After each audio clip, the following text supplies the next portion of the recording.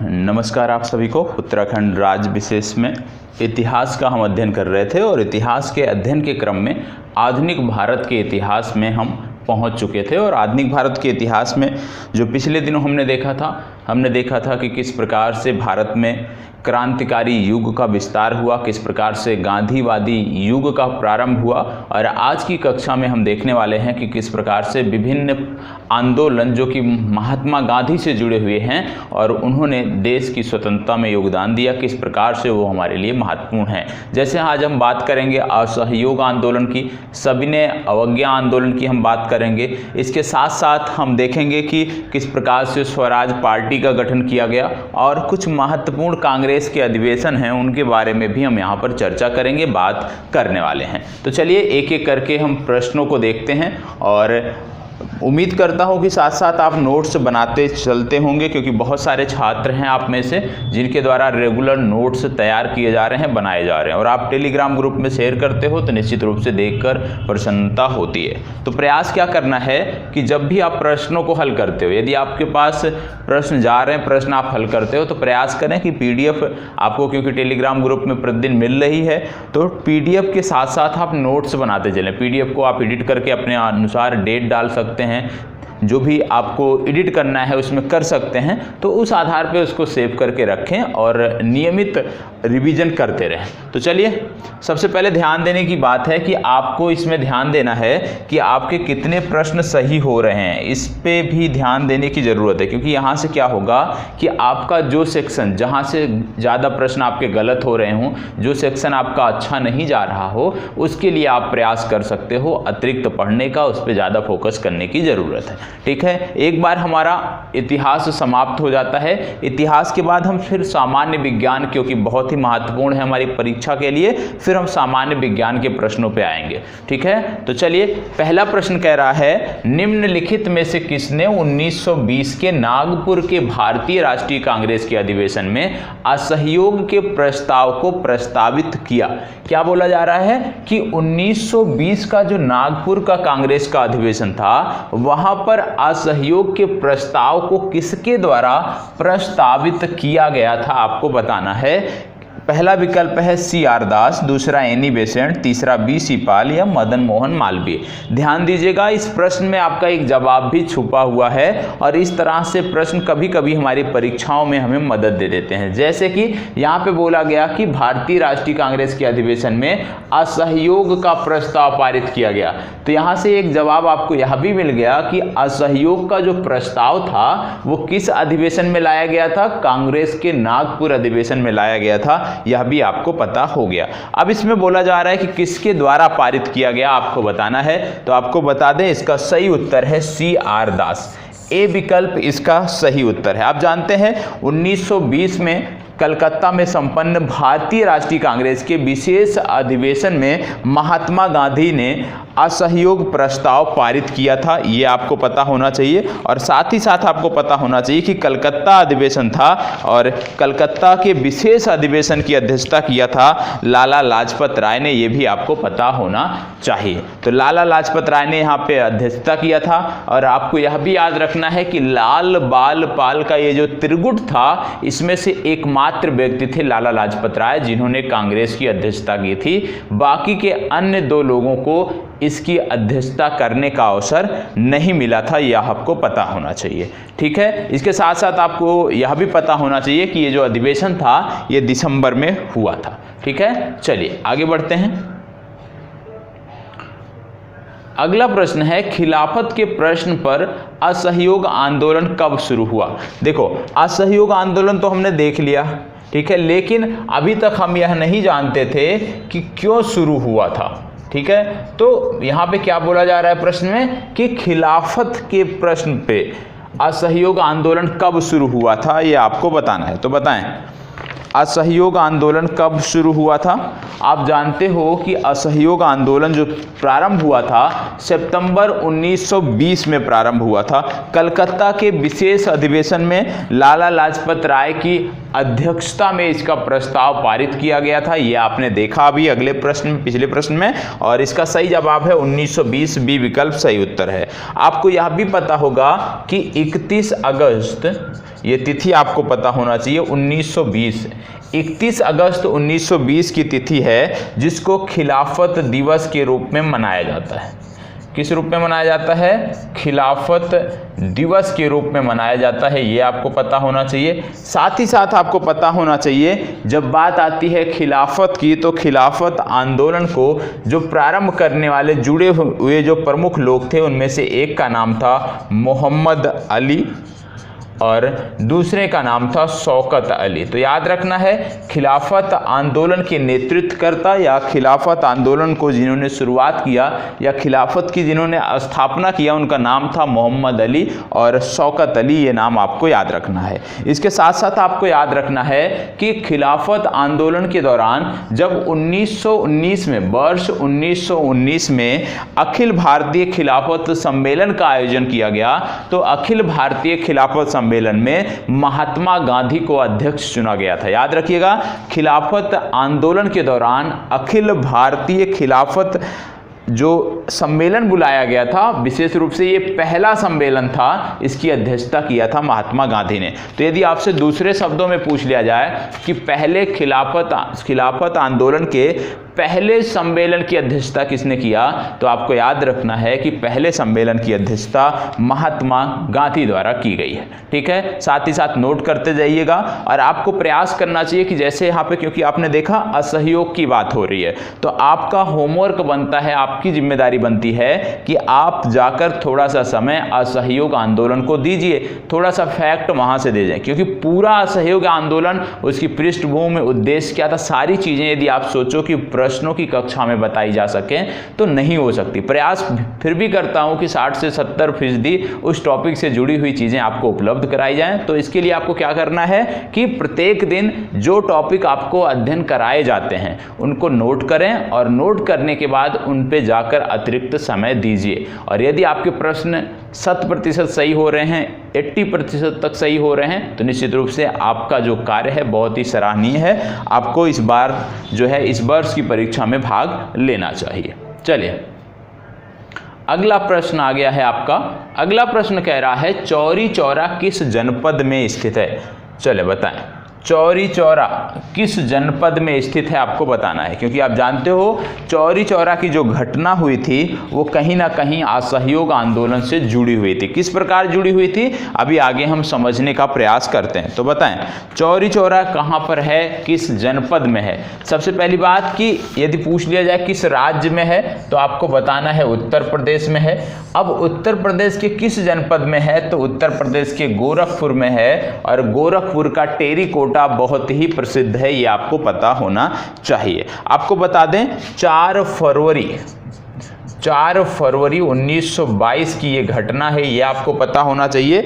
इस दिन एक भूतपूर्व सैनिक थे जिनका नाम था भगवान अहीर, ये नाम आपको याद रखना है, भगवान अहीर। इनके द्वारा एक जुलूस निकाला गया था और उस जुलूस पर पुलिस वालों ने, आप कह सकते हो कि आतंक दर्शाया था। पुलिस वालों ने जुलूस में शामिल लोगों पर जो है पिटाई की थी, जिसके परिणाम स्वरूप, जिसके प्रति उत्तर में इस भीड़ द्वारा स्थानीय पुलिस चौकी पर हमला किया गया और वहां पे 22 पुलिस कर्मियों को मौत के घाट उतार दिया गया, ये आपको पता होना चाहिए। इस घटना के बाद कुल 170 लोगों को मृत्युदंड की सजा सुनाई गई थी, लेकिन इनमें से 151 लोगों को बचा लिया गया था। कैसे ये बचाया था? मदन मोहन मालवीय ने, पंडित मदन मोहन मालवीय। पंडित मदन मोहन मालवीय ने 170 में से 151 लोगों को बचा लिया था। कैसे बचाया था? इन्होंने इनकी पैरवी की थी, इनके मामले को जो है कोर्ट में, न्यायालय में देखा था और बेहतर पैरवी के माध्यम से पंडित मदन मोहन मालवीय ने चौरी चौरा घटना में शामिल 151 लोगों को मृत्युदंड की सजा से बचा लिया था। ये आपको पता होना चाहिए। आपको यह भी पता होना चाहिए कि चौरी चौरा की घटना के बाद महात्मा गांधी ने असहयोग आंदोलन को वापस ले लिया था और वो तिथि है 12 फरवरी 1922। 12 फरवरी 1922 की तिथि को असहयोग आंदोलन स्थगित कर दिया गया था। महात्मा गांधी ने इसको स्थगित कर दिया था, ये आपको पता होना चाहिए। ठीक है, असहयोग आंदोलन के दौरान 2-3 कथन है जो आपको पता होना चाहिए। जैसे आप जानते हो, असहयोग आंदोलन के दौरान विदेशी वस्त्रों को जलाया गया था, विदेशी वस्त्रों की होली मनाई गई थी, आप जानते हो। और इस निष्ठुर बर्बादी को, इसको जो होली के दौरान आप कह सकते हो असहयोग आंदोलन के दौरान जो वस्त्र जलाए गए थे, विदेशी वस्त्र जो जलाए गए थे, उसको जो है एक व्यक्ति थे, इनका नाम आपको मैं बताता हूं। इन्होंने कहा था अविवेकी या निष्ठुर बर्बादी। अविवेकी तथा निष्ठुर बर्बादी कहा था कि जिस प्रकार से असहयोग आंदोलन के दौरान हम विदेशी वस्त्रों की, विदेशी सामानों का बहिष्कार कर रहे हैं, उनको नष्ट कर रहे हैं, वो कहीं ना कहीं जो है वो अविवेकी और निष्ठुर बर्बादी है। किसने कहा था? ये कहा था रविंद्रनाथ टैगोर ने। ये आपको पता होना चाहिए। इसके साथ साथ आपको बता दें, असहयोग आंदोलन जब चलाया गया था, यदि आपसे पूछ लिया जाए कि उस समय वायसराय कौन थे, तो उस समय वायसराय थे लॉर्ड चेम्सफोर्ड। कौन थे? लॉर्ड चेम्सफोर्ड उस समय वायसराय थे। ये भी आपको पता होना चाहिए। साथ ही साथ आपको पता होना चाहिए कि जब चौरी चौरा की घटना हुई, उस समय जो वायसराय थे उनका नाम था earl of reading. Earl of reading, ये आपको पता होना चाहिए। इनका कार्यकाल था 1921 से 1926। इसके साथ साथ आपको बता दें कि महात्मा गांधी को बहुत सारे सम्मान मिले थे इससे पूर्व में, जैसे कैसर-ए-हिंद, जुलू युद्ध पदक और बोअर युद्ध पदक। तो बोअर युद्ध पदक, जुलू युद्ध पदक और कैसर-ए-हिंद की जो उपाधि थी इनकी, इन्होंने चौरी चौरा घटना के पहले असहयोग आंदोलन के दौरान इसको त्याग दिया था। ये आपको पता होना चाहिए। ठीक है, और यहीं पर महात्मा गांधी ने कहा था कि विदेशी वस्त्रों की बर्बादी ही उनके साथ सर्वोत्तम व्यवस्था है, आप कह सकते हैं, या उनके लिए सर्वोत्तम व्यवस्था है। ये कथन किसका था? महात्मा गांधी का था। ये भी आपको पता होना चाहिए। ठीक है, तो कथनों के बारे में पूछा जाता है, इसकी जानकारी आपको होनी चाहिए। अगला प्रश्न है, ध्यान से देखिएगा। देखो, मैं बार बार कहता हूं कि जो घटनाएं होती हैं ऐतिहासिक, उनके बारे में वर्ष अवश्य आपको याद आना चाहिए। अब उसी तरह का एक प्रश्न है, भारतीय स्वाधीनता संघर्ष से संबंधित निम्नलिखित घटनाओं पर विचार करें और उनका सही क्रम लगाएं, कालक्रम लगाएं। अब पहला दिया है चंपारण सत्याग्रह, दूसरा है गृह शासन आंदोलन, तीसरा रॉलेट सत्याग्रह और चौथा है जलियांवाला बाग हत्याकांड। अब इनमें से कौन पहले हुआ है आपको बताना है और उसी आधार पे अपने उत्तर का चुनाव करना है। तो चंपारण सत्याग्रह की जब बात करते हैं, आप जानते हो चंपारण सत्याग्रह वर्ष 1917 में हुआ था। कब हुआ था? वर्ष 1917 में हुआ था। ये आपको पता होना चाहिए। और आपको यह भी पता होगा कि चंपारण सत्याग्रह महात्मा गांधी का पहला सत्याग्रह था। यह भी आपको पता होगा। साथ ही साथ यह भी पता होगा कि चंपारण सत्याग्रह के दौरान ही रविंद्रनाथ टैगोर ने, याद कर लीजिएगा, रविंद्रनाथ टैगोर ने महात्मा गांधी को महात्मा की उपाधि दी थी। यह भी आपको पता होगा कि महात्मा गांधी को महात्मा की जो उपाधि दी गई थी, ये चंपारण सत्याग्रह के दौरान दी गई थी। और चंपारण सत्याग्रह जो था वो 3 कठिया पद्धति के विरुद्ध लाया गया था। ये आपको पता होना चाहिए। दूसरा आप देख रहे होंगे रॉलेट एक्ट, सबका वर्ष ध्यान दीजिएगा। दूसरा है रॉलेट एक्ट। रॉलेट एक्ट मतलब काला कानून, जिसके बारे में आपने देखा था कि बिना मुकदमे के, बिना किसी बात की गिरफ्तारी हो जाती थी और आप कह सकते हो कि जब तक चाहते थे शासन सत्ता वाले तब तक आप जेल में रहते थे, उसकी कोई सुनवाई भी नहीं होती थी। तो काला कानून के खिलाफ जो सत्याग्रह चालू हुआ था वो था 8 अप्रैल 1919।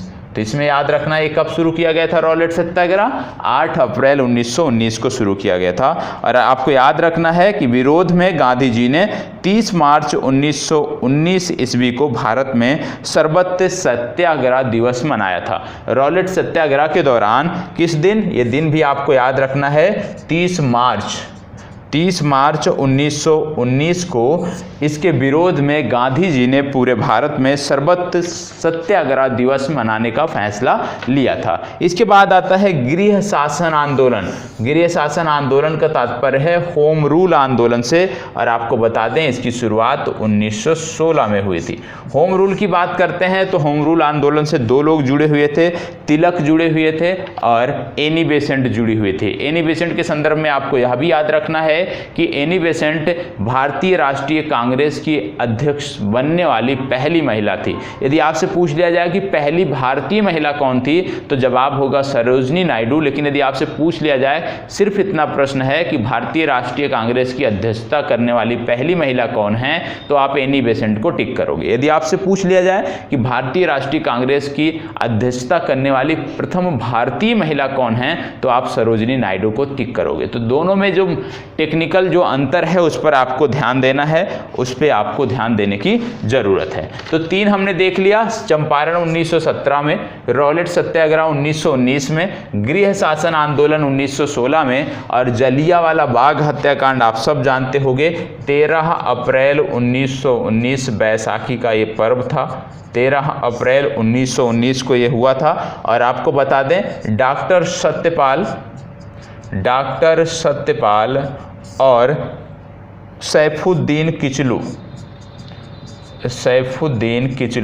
डॉक्टर सत्यपाल और सैफुद्दीन किचलू की गिरफ्तारी के विरोध में लोग यहाँ पर इकट्ठा हुए थे। बैसाखी पर्व का दिन था और इसी दौरान जनरल डायर ने जो है यहाँ पे गोलियां लोगों पर चला दी थी, निहत्थे लोगों पे, और यहाँ पे सैकड़ों लोग मारे गए थे। ये आपको पता होना चाहिए। और यह भी याद रखना है कि जनरल डायर की हत्या बाद में वर्ष 1940 में उधम सिंह ने की थी, ये भी आपको पता होना चाहिए। और उधम सिंह ने लंदन में जाकर जनरल डायर की हत्या की थी वर्ष 1940 में। यह जानकारी भी आपको होनी चाहिए। ठीक है, चलिए आगे बढ़ते हैं।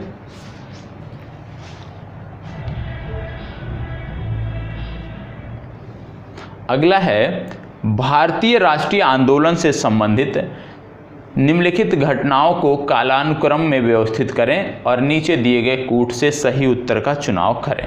तो चलिए देखते हैं, एक एक करके घटनाओं को देखते हैं और सही उत्तर का चुनाव करते हैं। यहाँ पे बोला गया है रॉलेट अधिनियम वर्ष 1919।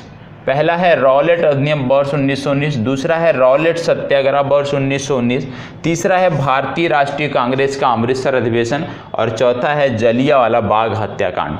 अब इनको आपको क्रम से लगाना है, तो चलिए लगाएं। अब इसमें देखो सारी घटनाएं आपने देख लिया कि सभी घटनाएं यहाँ पे वर्ष 1919 की हैं। अब अगर सभी घटनाएं वर्ष 1919 की हैं तो यहाँ पे क्या महत्वपूर्ण हो जाता है, यहाँ पर वो किस मंथ की घटनाएं हैं ये महत्वपूर्ण हो जाता है। अब इसमें यदि आप देखो तो रॉलेट अधिनियम 1919 की बात करें तो ये 18 मार्च से संदर्भित है। रॉलेट सत्याग्रह की यदि हम बात करें तो ये 6 अप्रैल से संबंधित है। इसके बाद भारतीय राष्ट्रीय कांग्रेस का अमृतसर अधिवेशन है, ये संबंधित है 2 दिसंबर से। ठीक है, और जलियांवाला बाग हत्याकांड अभी आपने देखा 13 अप्रैल। क्योंकि सभी घटनाएं वर्ष 1919 की हैं इसलिए थोड़ा सा हमारे लिए कठिन था। अब इसमें देखेंगे आप कि सबसे पहले जो घटनाक्रम हो रहा है वो हो रहा है रॉलेट अधिनियम। ठीक है, रॉलेट अधिनियम पहला है, और रॉलेट अधिनियम के बाद यदि हम देखें तो 6 अप्रैल की तिथि आती है और 6 अप्रैल को रॉलेट सत्याग्रह इससे जुड़ता है। इसके बाद जलियांवाला बाग हत्याकांड आता है और उसके बाद कांग्रेस का अमृतसर अधिवेशन। आप ये 2 फैक्ट याद रखिएगा तो शायद आप कभी प्रश्न गलत ना करें इस तरीके का, कि सबसे पहले जलियांवाला बाग हत्याकांड हुआ था और जलियांवाले बाग हत्याकांड के तुरंत बाद उसी वर्ष कांग्रेस का अमृतसर अधिवेशन हुआ था। ये आपको पता होना चाहिए। ठीक है, चलिए आगे बढ़ते हैं। असहयोग आंदोलन के दौरान विदेशी वस्त्रों के लिए जलाए जाने पर किसने महात्मा गांधी को लिखा कि यह एक निष्ठुर बर्बादी है? किसने कहा था कि यह एक निष्ठुर बर्बादी है?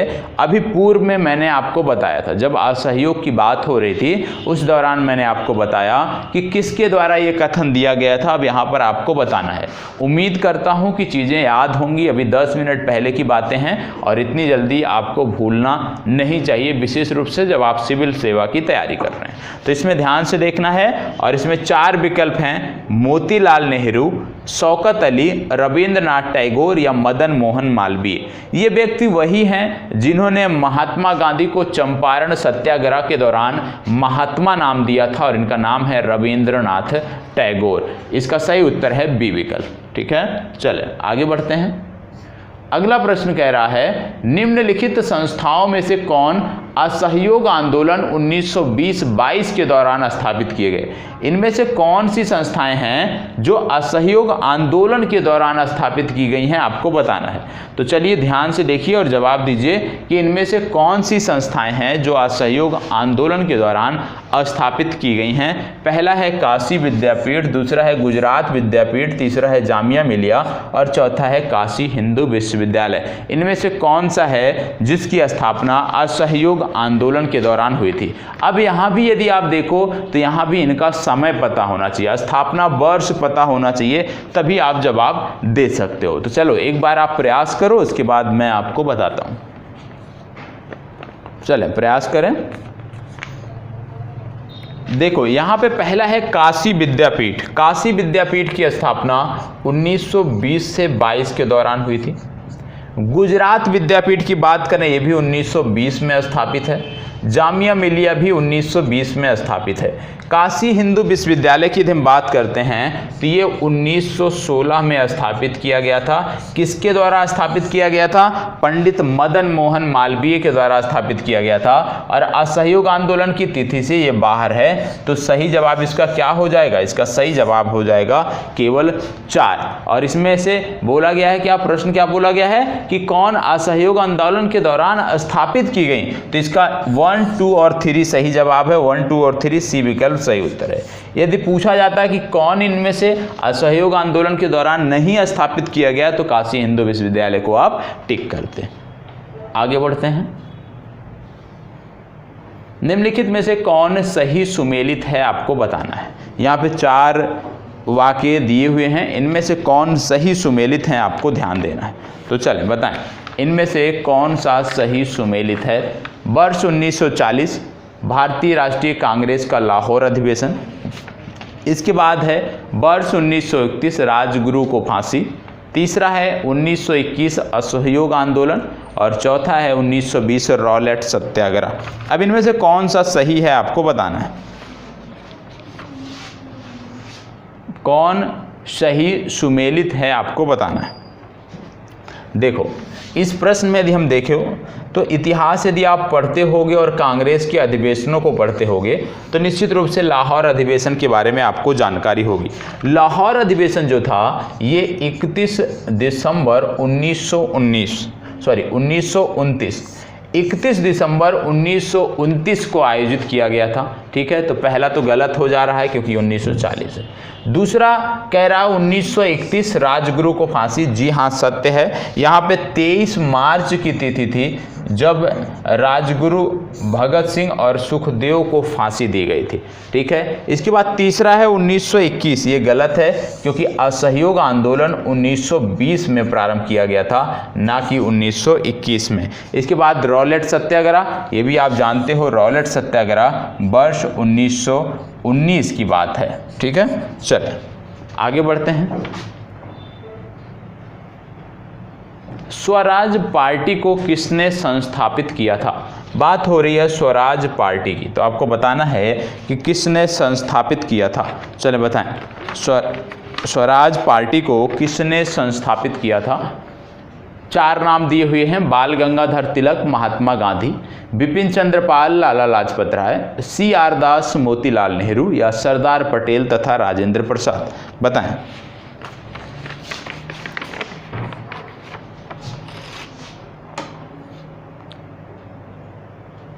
चलें जवाब दीजिए।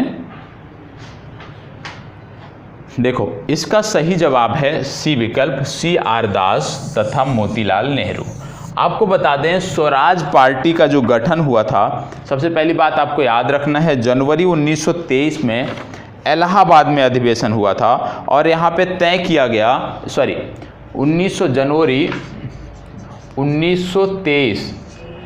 जनवरी 1923 में स्वराज पार्टी का गठन किया गया। कहाँ पर किया गया? इलाहाबाद में किया गया। तो सबसे पहला फैक्ट, जनवरी 1923 में स्वराज पार्टी का गठन इलाहाबाद किया गया।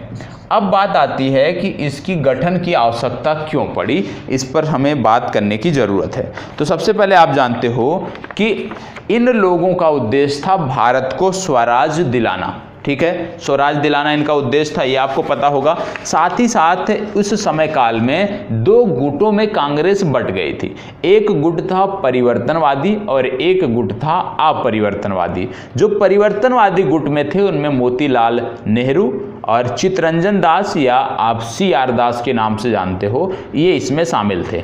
तो सी आर दास और मोतीलाल नेहरू जो है ये परिवर्तनवादी गुट में शामिल थे और परिवर्तनवादी गुट का मानना था कि विधान परिषदों में प्रवेश के माध्यम से हम सरकार का विरोध कर सकते हैं, हम वहां पर अपनी मांगों को उठा सकते हैं।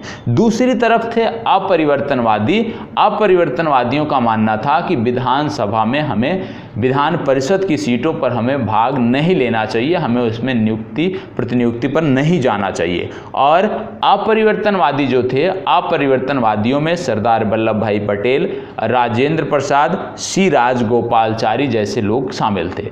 तो जब गया अधिवेशन हुआ 1922 में, और गया अधिवेशन में जब परिवर्तनवादियों ने प्रस्ताव रखा कांग्रेस के अधिवेशन में, गया अधिवेशन में, कि जो विधान परिषद है उसमें हमें भाग लेना चाहिए, विधान परिषद की सदस्यता हमें ग्रहण करनी चाहिए। तो इस पर जब वोटिंग हुई, मतदान हुआ, तो वहाँ पर इनको निराशा हाथ लगी क्योंकि इनका प्रस्ताव पास नहीं हुआ, जिसके बाद इसमें फूट पड़ी और परिवर्तनवादियों के जो प्रमुख नेता थे सी आर दास और मोतीलाल नेहरू, इन दोनों लोगों ने मिलकर एक नया संगठन बनाया जिसका नाम रखा स्वराज पार्टी। और स्वराज पार्टी का उद्देश्य था भारत को स्वराज दिलाना। इतनी जानकारी आपको होनी चाहिए। तो याद रखना है कि स्वराज पार्टी के गठन की जो पृष्ठभूमि तैयार हुई वो गया अधिवेशन 1922 में तैयार हुई। इतनी जानकारी आपको होनी चाहिए।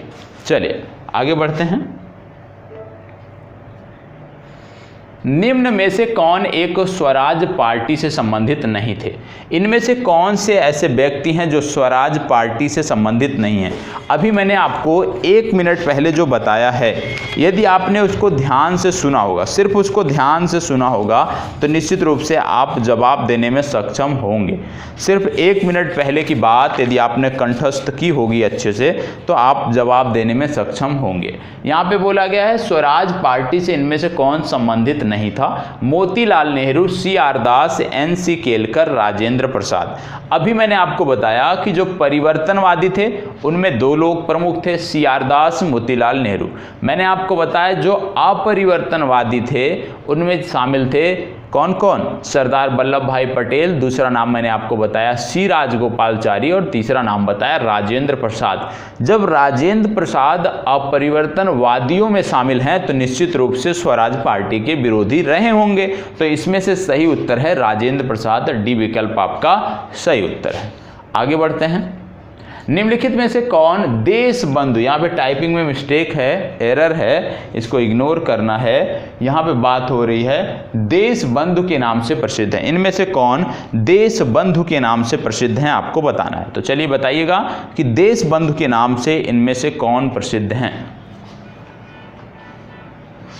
चंद्रशेखर, चितरंजन दास, ए ओ ह्यूम या एनी बेसेंट, कौन प्रसिद्ध हैं देश बंधु के नाम से?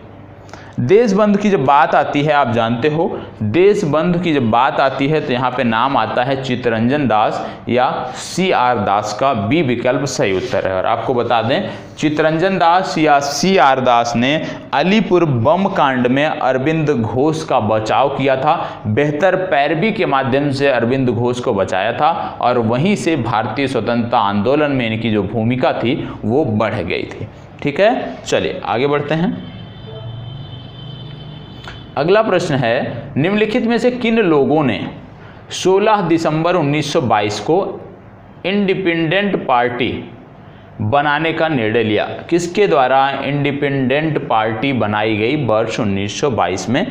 4 नाम है, लाला हरदयाल, मदन मोहन मालवीय, मोहम्मद अली जिन्ना या मोतीलाल नेहरू। बताएं किसके द्वारा इस नई पार्टी का गठन किया गया था, आपको बताना है। चलें, देखो इसका सही जवाब है मदन मोहन मालवीय और मोतीलाल नेहरू, मतलब 2 और 3, कहने का मतलब बी विकल्प सही उत्तर। स्वराज आम जनता के लिए होना चाहिए, केवल वर्गों के लिए नहीं। सॉरी, यह प्रसिद्ध सूत्र किसका है? यह प्रसिद्ध सूत्र किसका है, आपको बताना है। स्वराज आम जनता के लिए होना चाहिए, ना कि केवल वर्गों के लिए। चलिए बताएं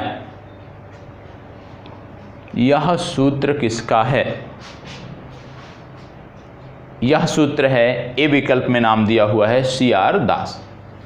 इसको बताएं। कांग्रेसी नेताओं द्वारा मॉन्टेगू चेम्सफोर्ड रिपोर्ट की निंदा करने पर कई नरमपंथियों ने पार्टी को छोड़कर निम्न में से कौन सी पार्टी का गठन किया था?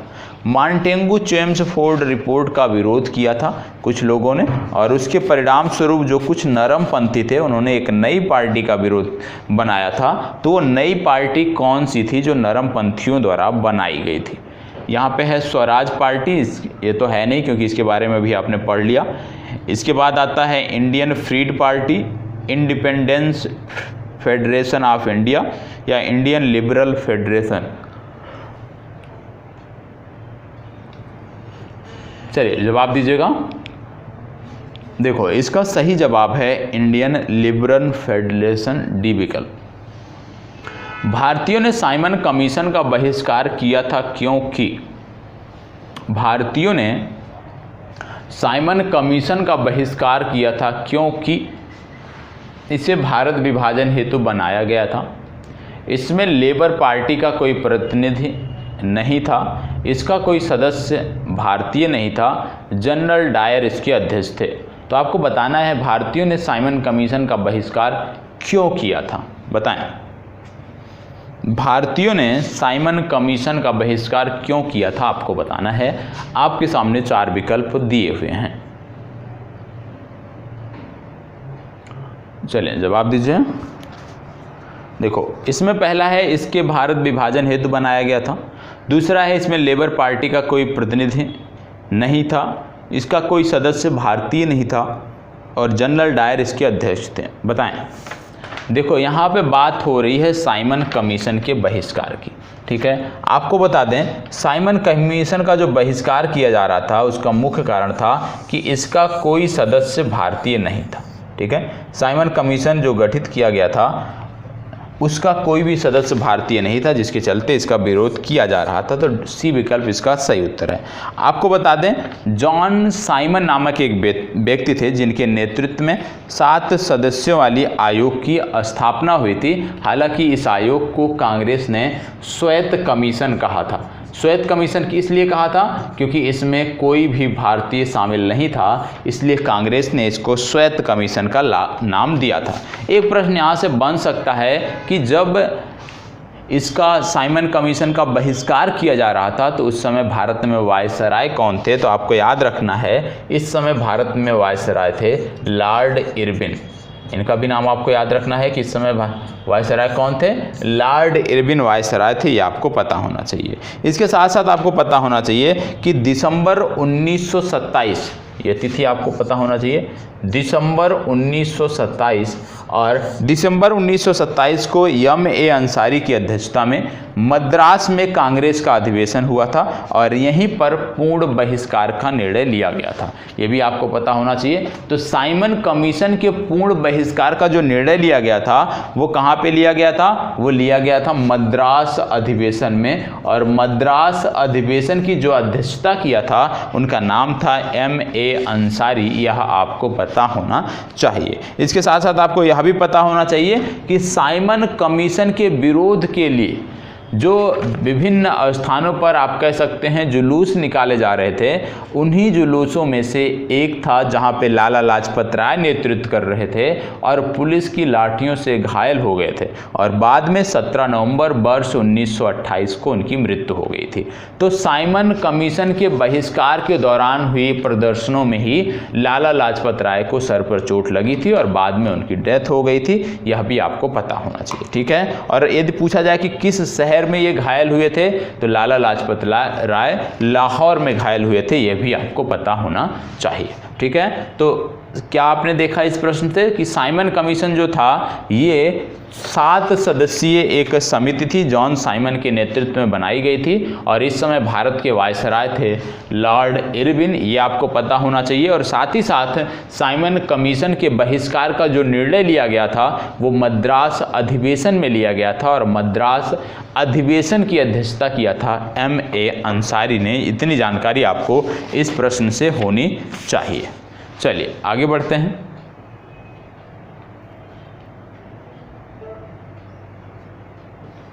यहाँ पे कुछ कथन और कारण दिए हुए हैं, जैसे कथन A है और कारण R है। अब इसको ध्यान से पढ़ना है और आपको बताना है कि इनमें से कौन से सही हैं, आपको इसका जवाब देना है। जैसे यहाँ पे बोला जा रहा है कि कांग्रेस, कथन कह रहा है कांग्रेस ने साइमन आयोग का बहिष्कार किया, कारण क्योंकि साइमन आयोग में एक भी भारतीय सदस्य नहीं था। अब सबसे पहली बात है ध्यान देखें तो कथन और कारण दोनों सही हैं। अब यहाँ पे देखना है कि क्या जो कारण दिया हुआ है ये कथन की सही व्याख्या करता है। जी हाँ करता है, इसलिए इसका सही उत्तर हो जाएगा ए विकल्प। साइमन कमीशन की सिफारिशों के संदर्भ में निम्नलिखित में से कौन सा एक कथन सही है? इनमें से कौन सा एक कथन है जो सही है जिसकी सिफारिश साइमन कमीशन ने किया था, आपको बताना है। 4 कथन यहाँ पे आपको दिए हुए हैं, जैसे इसने प्रांतों में द्वैध शासन को उत्तरदायी सरकार द्वारा प्रतिस्थापित करने की संस्तुति की, इसने गृह विभाग के अधीन अंतर प्रांतीय परिषद स्थापित करने का सुझाव दिया, इसके केंद्र में द्वितीय सदन विधायिका के उन्मूलन का सुझाव दिया, इसने भारतीय पुलिस सेवा इस प्रावधान के साथ सृजन करने की संस्तुति दी कि ब्रिटिश भर्ती का भारतीयों की भर्ती की तुलना में वेतन अधिक होगा। अब इनमें से कौन सा है जो साइमन कमीशन ने सुझाव दिया? देखो, साइमन कमीशन जो आया था उसका उद्देश्य था कि भारत को कितनी छूट दी जानी चाहिए, भारत को स्वशासन में कितनी छूट दी जानी चाहिए, और इसने जो बताया कि प्रांतों में द्वैध शासन को उत्तरदायी सरकार द्वारा प्रतिस्थापित करने की इसने संस्तुति दी। ए विकल्प इसका सही उत्तर है।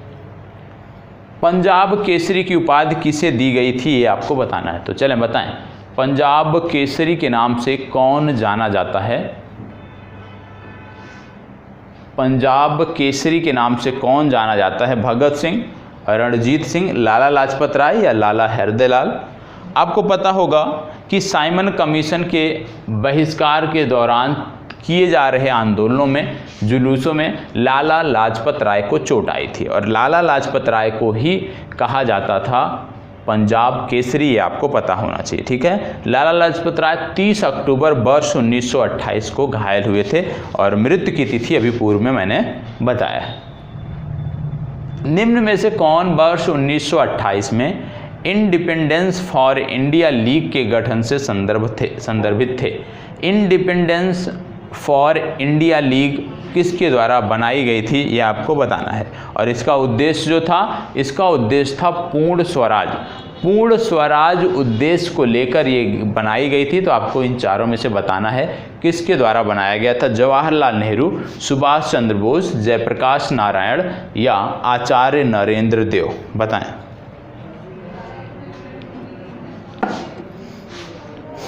देखो, इसका सही उत्तर है जवाहरलाल नेहरू और सुभाष चंद्र बोस।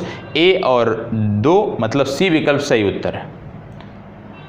1921 के अहमदाबाद अधिवेशन में निम्नलिखित नेताओं में से किसने संपूर्ण स्वराज को कांग्रेस का लक्ष्य बनाने का प्रस्ताव रखा? किसने 1921 के अहमदाबाद अधिवेशन में संपूर्ण स्वराज को कांग्रेस का लक्ष्य बनाने का प्रस्ताव रखा? देखो, शाब्दिक त्रुटियां हैं, उसको इग्नोर करना है। ठीक है, तो आपको बताना है किसने यह प्रस्ताव रखा। 4 विकल्प दिए हुए हैं, अब्दुल कलाम आज़ाद, हसरत मोहानी, जवाहरलाल नेहरू या मोहनदास करमचंद गांधी। चलो बताएं, इनमें से कौन से हैं आपको बताना है।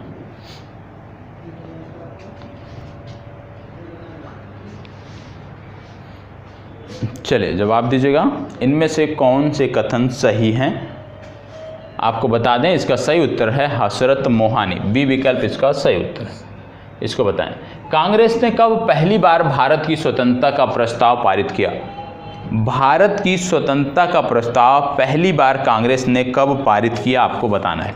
चले बताएं, भारत की स्वतंत्रता का प्रस्ताव कांग्रेस ने पहली बार कब पारित किया, आपको बताना है। वर्ष 1929, वर्ष 1915, वर्ष 1942 या वर्ष 1935। चलिए जवाब दीजिएगा। देखो, सबसे पहली बात आपको बता दें, इसका जो सही उत्तर है वो है वर्ष 1929। वर्ष 1929 में लाहौर अधिवेशन हुआ था और इस ऐतिहासिक लाहौर अधिवेशन की जो अध्यक्षता थी वो किया था पंडित जवाहरलाल नेहरू ने। पंडित जवाहरलाल नेहरू ने जब इसकी अध्यक्षता किया था तो इसी अधिवेशन में रावी नदी के तट पर भारतीय झंडा भी फहराया गया था और इसी अधिवेशन में यह निश्चय लिया गया कि 26 जनवरी 1930 को पूर्ण स्वराज दिवस के रूप में मनाया जाएगा। पूर्ण स्वराज दिवस के रूप में मनाए जाने का फैसला लिया गया। तो आपको याद रखना है लाहौर अधिवेशन, जिसकी अध्यक्षता पंडित जवाहरलाल नेहरू ने किया था और ये बात है वर्ष 1929 की। ए विकल्प सही उत्तर है। इसको बताएं, निम्नलिखित में से किस एक ने भारतीय राष्ट्रीय कांग्रेस के उस अधिवेशन की अध्यक्षता की थी जिसमें पूर्ण स्वराज का प्रस्ताव पारित हुआ था। पूर्ण स्वराज का जब प्रस्ताव पारित हुआ था उस कांग्रेस के अधिवेशन की अध्यक्षता किसने की थी। बहुत ही आसान सा जवाब है, बताएं। बहुत ही आसान सा जवाब है। यदि आप सिर्फ ध्यान से सुनते होंगे ना चीज़ों को तो आप इसको जवाब दे देंगे। बताएं।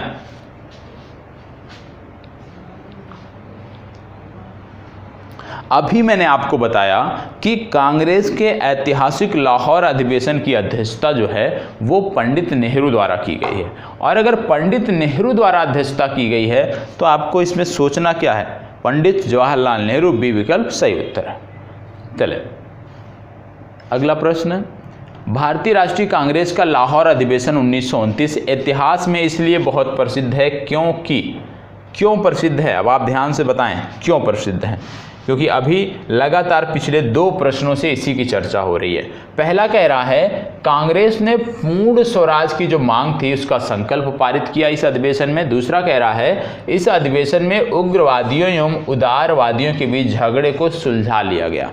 तीसरा कह रहा है इस अधिवेशन में 2 राष्ट्रों की मांग के सिद्धांत को अस्वीकार करते हुए एक संकल्प पारित किया गया। इनमें से कौन सा है जो संबंधित है 1929 के कांग्रेस अधिवेशन से, बताएं। जवाब इसका दीजिएगा कि इसका कौन सा जवाब सही है। देखो ये जो अधिवेशन था, देखो सबसे पहली बात कि इसमें 2 राष्ट्र और 1 राष्ट्र की बात नहीं की गई। दूसरा, उदारवादियों और उग्रवादियों के बीच कोई समझौता नहीं हुआ। इसमें सिर्फ और सिर्फ बात की गई पूर्ण स्वराज की और इसका सही जवाब है ए विकल्प, केवल एक सही उत्तर है। ठीक है, चलिए आगे बढ़ते हैं। निम्नलिखित भारतीय राष्ट्रीय कांग्रेस के अधिवेशनों में से किसमें कांग्रेस का लक्ष्य पूर्ण स्वराज घोषित किया गया। किसमें कांग्रेस का लक्ष्य पूर्ण स्वराज घोषित किया गया, आपको बताना है। ये भी बहुत आसान सा प्रश्न है, बताएं। किसमें कांग्रेस का लक्ष्य पूर्ण स्वराज घोषित किया गया। चलिए जवाब दीजिए। उम्मीद करता हूं अब तक जवाब आ गया होगा। देखो लगातार मैं आपको एक ही चीज बता रहा हूं, कांग्रेस का लाहौर अधिवेशन, कांग्रेस का लाहौर अधिवेशन। तो इसका सही जवाब क्या है, लाहौर अधिवेशन। अगला, सविनय अवज्ञा आंदोलन के रूप में गांधी जी ने दांडी मार्च प्रारंभ किया था कहां से। कहां से गांधी जी ने दांडी मार्च प्रारंभ किया था, आपको बताना है। तो बताएं गांधी जी ने दांडी मार्च कहां से प्रारंभ किया था, सॉरी कब प्रारंभ किया था, पहले आप बताएं किस तिथि को। देखो यहां पे आप देखोगे तो ये तिथि थी 12 मार्च 1930। 12 मार्च 1930 को दांडी मार्च प्रारंभ किया गया था और आप जानते हो कि सुभाष चंद्र बोस सुभाष चंद्र बोस ने इस मार्च को क्या कहा था आपको बता दें। सुभाष चंद्र बोस ने कहा कि गांधी जी का यह कदम नेपोलियन के पेरिस मार्च से संबंधित है, पेरिस मार्च के समान है। दूसरा इन्होंने कहा कि गांधी जी का यह जो कदम है ये मुसोलिनी के रोम मार्च से संबंधित है, रोम मार्च से जुड़ा हुआ आप इस संदर्भ में कह सकते हो कि समान है, उद्देश्य समान है, इस संदर्भ में आप कह सकते हो कि जुड़ा हुआ है, ठीक है, क्योंकि वहां भी शोषण के विरुद्ध था, यहाँ भी वही चीजें हैं। तो सविनय अवज्ञा आंदोलन को सुभाष चंद्र बोस ने नेपोलियन के पेरिस मार्च और मुसोलिनी के रोम मार्च से इसकी तुलना किया था। इसके साथ साथ आपको बता दें ये जो नमक सत्याग्रह था इसमें 78 अनुयायियों के साथ महात्मा गांधी साबरमती से 24 दिन की यात्रा के बाद 4 से 5 अप्रैल 1930 को 4 से 5 अप्रैल 1930 को डांडी पहुंचे थे, जहां इन्होंने मुट्ठी में नमक लेकर नमक कानून को तोड़ा था। ये आपको पता होना चाहिए। आपको बता दें जिस तरह से भारत में उत्तर भारत के क्षेत्रों में महात्मा गांधी ने इसका नेतृत्व किया, इसी तरह दक्षिण भारत के क्षेत्रों में विशेषकर तमिलनाडु में भी इसका प्रसार देखने को मिला। और तमिलनाडु में जो इस आंदोलन का नेतृत्व किया इनका नाम था चक्रवर्ती राजगोपालचारी। तो नाम याद रखना है, चक्रवर्ती राजगोपालचारी ने नमक कानून तोड़ा। कहाँ पे? तमिलनाडु में तोड़ा, ये आपको पता होना चाहिए। और यहाँ भी अप्रैल 1930 में तंजौर, याद रखना है, अप्रैल 1930 में तंजौर तट पर इन्होंने नमक कानून तोड़ा। और इस घटना को यहाँ पे क्या बोला जाता है? इस घटना को यहाँ पे बोला जाता है बंदोख्याम सत्याग्रह। तो याद रखिएगा बंदोख्याम सत्याग्रह क्या है?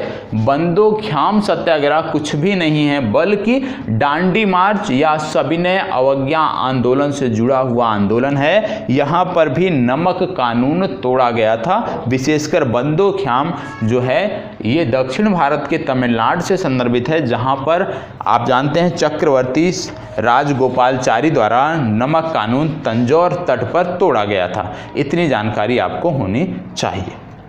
आगे बढ़ते हैं। सविनय अवज्ञा आंदोलन कब शुरू हुआ? सविनय अवज्ञा आंदोलन कब शुरू हुआ? आप जानते हैं सविनय अवज्ञा आंदोलन जो था इसकी शुरुआत डांडी मार्च के बाद हुई थी। तो सी विकल्प इसका सही उत्तर है। और इस सत्याग्रह की सफलता का जो प्रयोग है उसका प्रयोग वर्ष 1960 में अमेरिकी कार्यकर्ता मार्टिन लूथर किंग ने भी किया था। तो याद रखना है किसकी सफलता का प्रयोग मार्टिन लूथर किंग ने किया था? सविनय अवज्ञा आंदोलन की सफलता का प्रयोग मार्टिन लूथर किंग ने अमेरिका में किया था। ये भी आपको पता होना चाहिए, ठीक है। चलिए, तो इसका सही उत्तर है डांडी मार्च के बाद सी विकल्प। आगे बढ़ते हैं।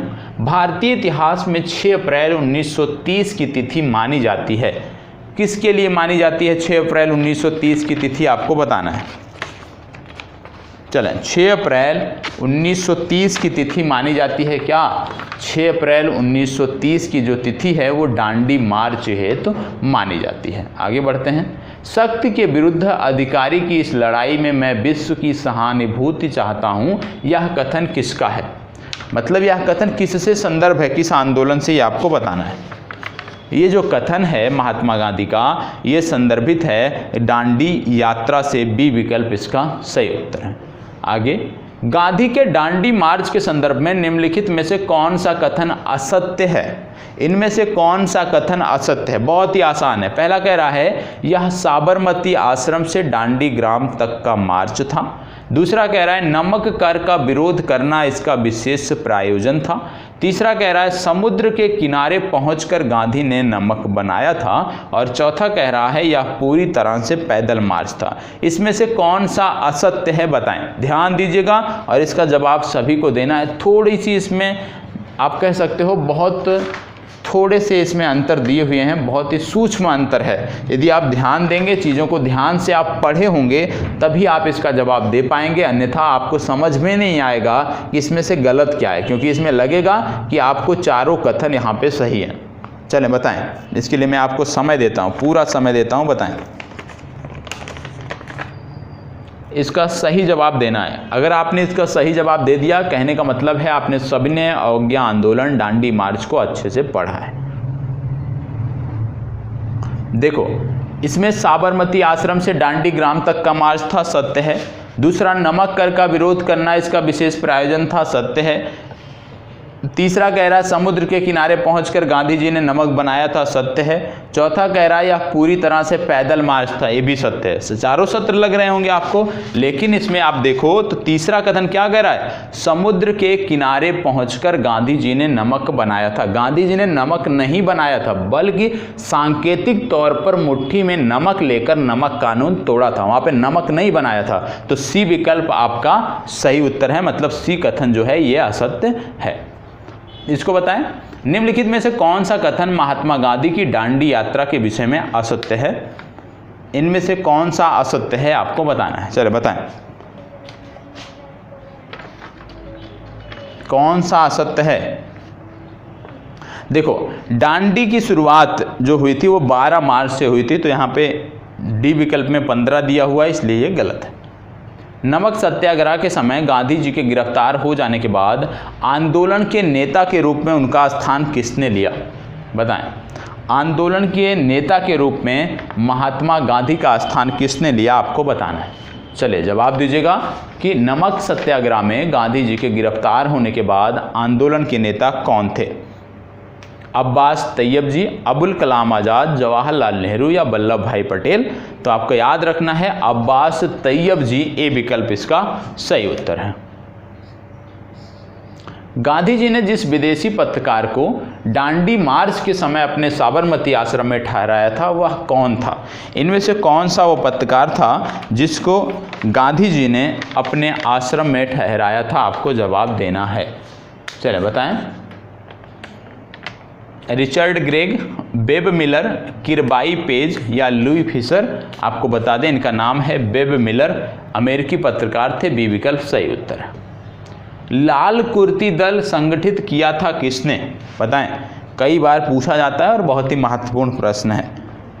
बताएं, लाल कुर्ती दल का संगठन किसके द्वारा बनाया गया था? आपने एक व्यक्ति का नाम सुना होगा, खान अब्दुल गफ्फार खान।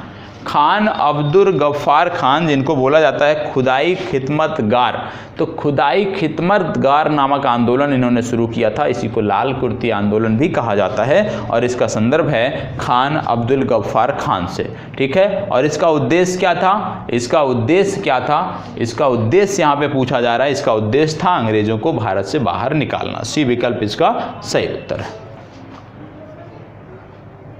गढ़वाल रेजिमेंट के सैनिकों ने प्रदर्शनकारियों पर गोलियां चलाने से इनकार कर दिया था। कहां पर गढ़वाल रेजिमेंट के सैनिकों ने गोलियां चलाने से इनकार कर दिया था? आपको बताना है। खिलाफत आंदोलन में, असहयोग आंदोलन में, सविनय अवज्ञा आंदोलन में या भारत छोड़ो आंदोलन में? कहां पर यह घटना हुई थी ये आपको बताना है। चलें, देखो, गढ़वाल रेजिमेंट में एक व्यक्ति आते हैं, इनका नाम है चंद्र सिंह गढ़वाली।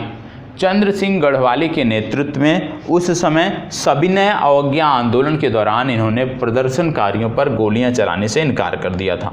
और ये कहाँ से संदर्भित हैं? उत्तराखंड से संदर्भित हैं। सन 1930 में अंग्रेज सरकार के विरुद्ध प्रसिद्ध पेशावर कांड का नायक कौन था? प्रसिद्ध पेशावर कांड का नायक कौन था? बताएं, प्रसिद्ध पेशावर कांड का नायक कौन था? आपको बताना है। चलिए जवाब दीजिएगा। देखो, पेशावर कांड की यहाँ पे बात हो रही है। पेशावर कांड के जो नायक थे उनका नाम था वीर चंद्र सिंह गढ़वाली। सी विकल्प सही उत्तर है, ठीक है। आगे बढ़ते हैं। बेगूसराय ने चौकी टैक्स के विरुद्ध आंदोलन एक हिस्सा था। बेगूसराय में जो चौकीदारी टैक्स के विरुद्ध आंदोलन था वो किसका एक हिस्सा था? आपको बताना है।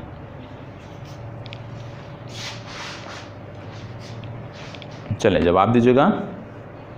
ये हिस्सा था सविनय अवज्ञा आंदोलन की। इसको बताएं, गांधी इरविन समझौता कब हुआ था? गांधी इरविन समझौता कब हुआ था? 1930, 31, 32, 33 कब हुआ था?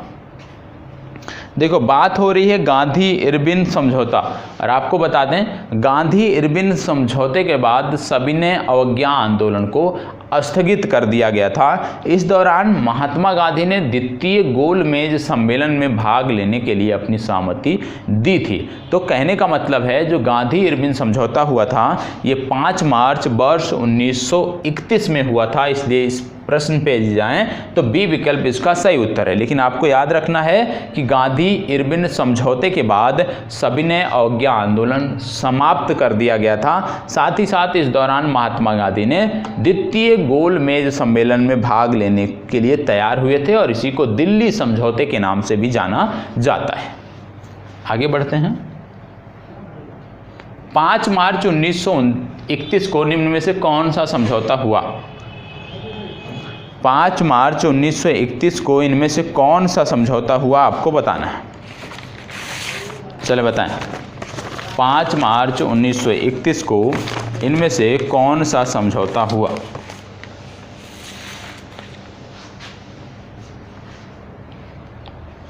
पाँच मार्च 1931 को इनमें से कौन सा समझौता हुआ? चले जवाब दीजिएगा। देखो अभी मैंने आपको बताया कि गांधी इरविन समझौता, तो इसका सही जवाब क्या है? गांधी इरविन समझौता, सी विकल्प सही उत्तर है। इसको बताएं निम्नलिखित में से किसका स्थगन गांधी इरविन समझौते के बाद किया जाना प्रस्तावित था? गांधी इरविन समझौते के बाद किसका स्थगन किया जाना प्रस्तावित था आपको बताना है। असहयोग आंदोलन, खिलाफत आंदोलन, गोलमेज सम्मेलन, सविनय अवज्ञा आंदोलन। चलें बताएं, जवाब दीजिएगा। देखो यहाँ पे बात हो रही है कि किसका स्थगन किया जाना प्रस्तावित था। आपको पता है कि गांधी इरविन समझौते के बाद ये हुआ था कि गांधी द्वितीय मेज गोल सम्मेलन, जो द्वितीय गोल मेज सम्मेलन है उसमें भाग लेंगे और साथ ही साथ सविनय अवज्ञा आंदोलन को यहीं पर समाप्त करेंगे। तो इसका सही उत्तर क्या है? सविनय अवज्ञा आंदोलन, डी विकल्प सही उत्तर है। इसको बताएं निम्नलिखित व्यक्तियों में से किसने इरविन तथा गांधी जी को दो महात्मा कहा? किसने गांधी जी और इरविन के समझौते के दौरान गांधी जी और इरविन को दो महात्मा कहा आपको बताना है। मीरा बहन, सरोजनी नायडू, मदन मोहन मालवीय या जवाहरलाल नेहरू? चलें जवाब दीजिएगा।